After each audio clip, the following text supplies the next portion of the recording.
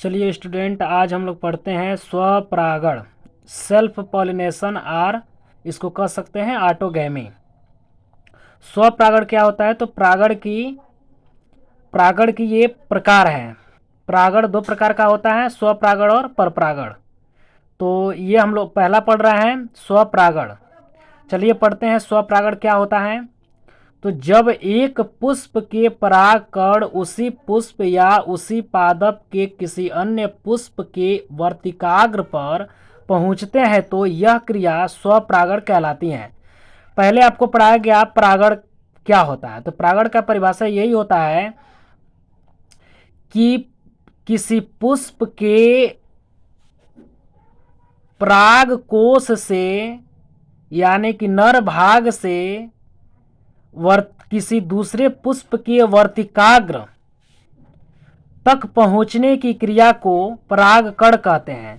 तो वो किसी भी पुष्प में जा रहा है या स्वयं के पुष्प में जा रहा है, बट यहाँ इसका प्रकार पढ़ रहे हैं तो हम समझेंगे, स्वपरागण में समझेंगे कि जब एक पुष्प के परागकण उसी पुष्प या उसी पादप के किसी अन्य पुष्प के वर्तिकाग्र पर पहुंचते हैं तो यह क्रिया स्वपरागण कहलाती है। जैसे इसे फिगर के माध्यम से समझेंगे। थोड़ा सा इसका फिगर देखते हैं। ये इसका फिगर देखिए। इसमें पहले तो समझेंगे परिभाषा कि जब एक पुष्प के परागकण उसी पुष्प या उसी पादप के किसी अन्य पुष्प के वर्तिकाग्र पर पहुंचते हैं तो यह क्रिया स्वपरागण कहलाती है। कह रहा है कि अगर कोई पुष्प है तो किसी पादप का कोई पुष्प है, अगर उसी पादप के पुष्प का क्या बोलते हैं पराग कोश उसी पुष्प के वर्तिकाग्र पर गिरता है। जैसे देखिए ये कि एक पुष्प है, इसी का ये पराग कोश है, इसमें उपस्थित परागकण क्या करेगा, इसी पुष्प के वर्तिकाग्र पर गिरेगा। इसी पुष्प के वर्तिकाग्र पर गिरेगा तो हम इसको क्या कहेंगे, स्वपरागण कहेंगे। या फिर इसी पुष्प के कोई अन्य इसी पुष्प का अगर कोई जाति है, पास में पादप है या कहीं भी पादप है, अगर इसी जाति के किसी दूसरे पुष्प पर गिरता है तभी भी स्वपरागण कहलाता है।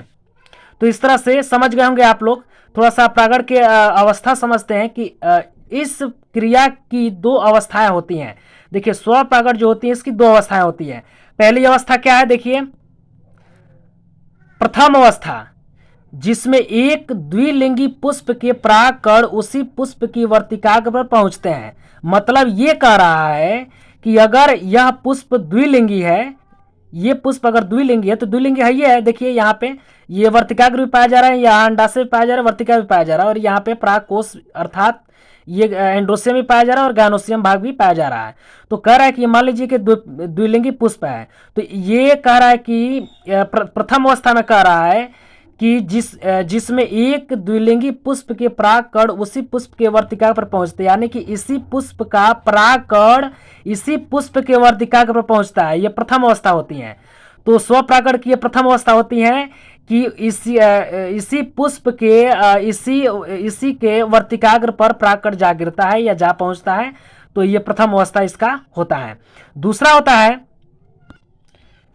देखिए दूसरा अवस्था है दूसरी अवस्था, जिसमें एक ही पादप के पुष्प के परागकण उसी पादप के दूसरे पुष्प के वर्तिकाग्र पर पहुंचते हैं।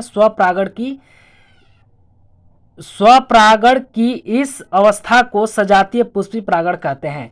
यहां थोड़ा सा हमको समझना होगा कि देखिए ये मान लीजिए पुष्प है, इसी जाति का यहाँ पर पादप है, साइड में इसका पुष्प है। अगर इसका परागकण एक ही जात के दोनों हैं, ये पुष्प और ये पुष्प एक ही जात के हैं, तो इसका परागकण यदि इसके वर्तिकाग्र पर गिरता है तो ये इसकी दूसरी अवस्था कहलाती है, स्वपरागण की दूसरी अवस्था कहलाती है। और इस प्रक्रिया को हम कहते हैं सजातीय पुष्पी परागण। यानी कि स्वपरागण में जो दूसरी अवस्था आती है, दूसरी अवस्था में किसी पुष्प के उसी पुष्प के किसी दूसरे पुष्प के वर्तिकाग्र पर परागकणों का पहुंचना सजातीय पुष्पी परागकण कहलाता है या कहते हैं। तो ये इसकी दूसरी अवस्था हो गई। तो हमें विश्वास है कि आप लोग स्वपरागण समझ गए होंगे। जैसे यहां हम लिख सकते हैं स्वपरागण। देखिए यहां लिख सकते हैं हम स्वपरागण।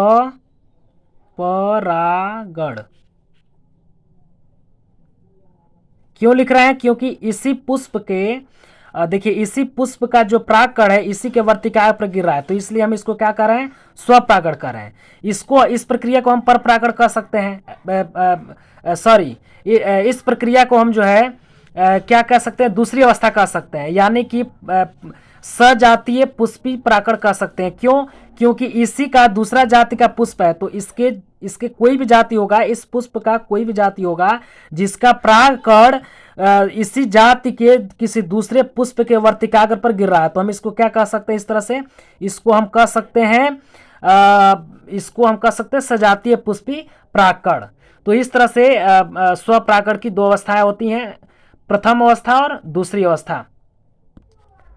अब रही बात की इसका लाभ और हानि का, तो स्वपरागण के लाभ क्या होते हैं, पादपों के क्या लाभ होते हैं और हानि क्या होते हैं, तो इस तरह से समझ सकते हैं। पहला पॉइंट आपको दिखाया गया यहाँ पे कि स्वपरागण के लाभ में बताया गया है, स्वपरागण से पादपों का शुद्ध वंश चलता रहता है, क्योंकि खुदे अपने खुद के पुष्प पे जब या उसके खुद के जाति पे जब ये प्रक्रिया होगा, जब स्वपरागण होगा तो उसकी वंश चलती रहेगी, लगातार उसकी वंश शुद्ध वंश चलती रहेगी।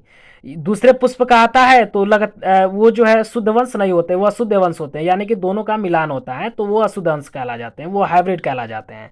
देखिए इसमें दूसरा बता रहा है कि इससे परागण के लिए दूसरे पादपों पर निर्भर नहीं रहना पड़ता है, यानी कि स्वपरागण प्रक्रिया में किसी दूसरे पुष्प पर निर्भर नहीं रहना पड़ता है। क्यों? क्योंकि इसी पुष्प के उसी का जो है परागकण उसी के वर्तिकाग्र पर गिरता है, तो इसलिए इस पर निर्भर नहीं रहना पड़ता है। तीसरा है कि स्वपरागित पुष्पों को रंग, सुगंध एवं मधु उत्पन्न करने की जरूरत नहीं पड़ती है। तो इसमें बता रहा है कि इस प्रक्रिया में जो है पुष्प के जो रंग होते हैं वो अस्थायी रूप से होते हैं, सुगंध भी अस्थायी रूप से होते हैं, मधु भी अस्थायी रूप से होते हैं, इसमें कोई भी बदलाव नहीं होता है, क्योंकि ये स्वपरागण है, खुद के पुष्पों पे हो जाता है, इसलिए इसमें कोई भी दिक्कतें नहीं आती हैं। एक और पॉइंट है, इससे अधिक परागकणों की आवश्यकता नहीं पड़ती है, यानी कि इस प्रक्रिया में स्वपरागण में अधिक परागकणों की आवश्यकता नहीं पड़ती है, उसमें परपरागण में अधिक पड़ती है। वो बाय द वे होता है, किसी के द्वारा होता है, इसमें किसी के द्वारा नहीं होता है, ये खुद ब खुद इसी का जो है परागकण इसी के वर्तिकाग्र पर गिर जाता है, तो इसलिए इसमें अधिक परागकणों की आवश्यकता नहीं होती है। हमें विश्वास है कि आप लोग को समझ में आ रहा होगा। चलिए दूसरा पढ़ते हैं, स्वपरागण से हानियां, डिसएडवांटेज ऑफ सेल्फ पॉलिनेशन। तो स्वपरागण की हानियां क्या होते हैं, पादपों पर क्या हानियां पड़ती है, जरा ध्यान दीजिएगा।